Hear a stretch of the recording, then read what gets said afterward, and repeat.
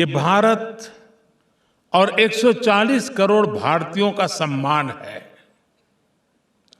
भूटान की इस महान भूमि पर मैं सभी भारतवासियों की ओर से यह सम्मान नम्रता से स्वीकार करता हूं और इस सम्मान के लिए आपका और भूटान की जनता का हृदय से कोटि कोटि धन्यवाद करता हूं।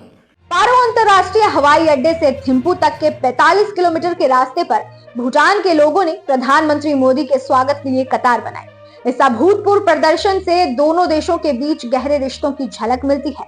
लेकिन इस भव्य स्वागत का भविष्य में इन हिमालयी पड़ोसियों के लिए क्या असर होगा, जानने के लिए बने रहिए हमारे साथ। नमस्कार, आप देख रहे हैं एयर न्यूज। भूटानी प्रधानमंत्री की हिंदी में की गई सोशल मीडिया पोस्ट ने प्रधानमंत्री मोदी का बड़े भाई के रूप में स्वागत किया, जिससे इस यात्रा के प्रतीकात्मक और सद्भावना से भरे होने का संकेत मिलता है।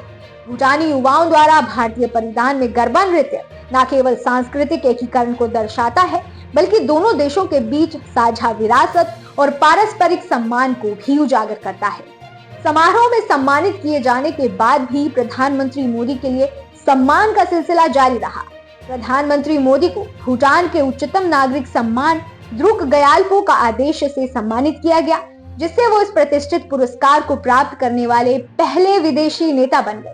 ये सम्मान न केवल प्रधानमंत्री मोदी के व्यक्तिगत कद को दर्शाता है, बल्कि भारत और भूटान के बीच अनूठे संबंधों को भी प्रतिबिंबित करता है। इस यात्रा और प्रधानमंत्री मोदी को दिए गए सम्मान से एक मजबूत गठबंधन की तरफ संकेत मिलता है, जिसका क्षेत्रीय, राजनीतिक और कूटनीति पर प्रभाव पड़ सकता है। भूटान के राजा द्वारा प्रधानमंत्री मोदी के लिए K5 निवास लिंगाकाना पैलेस में निजी भोजन की मेजबानी दोनों देशों के बीच विशेष संबंधों को और मजबूत करती है। आपको बता दें कि यह यात्रा भारत की पड़ोसी पहले नीति और भूटान की इसी भावना के प्रतिदान को रेखांकित करती है। द्विपक्षीय और क्षेत्रीय मामलों पर विचार विमर्श से एक विस्तारित साझेदारी के लिए अवसर प्रदान करता है। इस यात्रा से पहले भूटानी प्रधानमंत्री तशेरिंग तोब्गे ने भी भारत का दौरा किया, जो उनके शीर्ष कार्यकाल संभालने के बाद पहली विदेश यात्रा थी। उन्होंने भारत की राष्ट्रपति द्रौपदी मुर्मू से मुलाकात की और प्रधानमंत्री मोदी से भी भेंट की। इसके अलावा उन्होंने विभिन्न उद्योग दिग्गजों के साथ बैठकें भी की। इन बैठकों का उद्देश्य दोनों देशों के बीच आर्थिक और व्यापारिक संबंधों को मजबूत करना है। भारत और भूटान के बीच साझा की जाने वाली अनूठी और स्थायी साझेदारी आपसी विश्वास, समझ और सद्भावना में निहित है।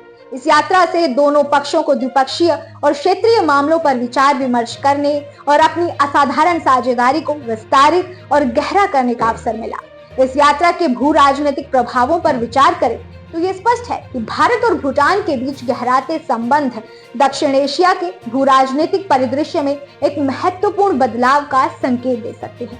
ये न केवल दोनों देशों के बीच बढ़ती साझेदारी को दर्शाता है, बल्कि ये भी संकेत देता है कि भारत अपनी पड़ोसी पहले नीति के तहत अपने पड़ोसियों के साथ संबंधों को प्राथमिकता दे रहा है। निष्कर्ष के तौर पर यह यात्रा न केवल दोनों देशों के बीच मौजूदा संबंधों को मजबूत करती है, बल्कि ये भी संकेत देती है कि भारत और भूटान आने वाले समय में और भी गहरे संबंध बनाने में अग्रसर है।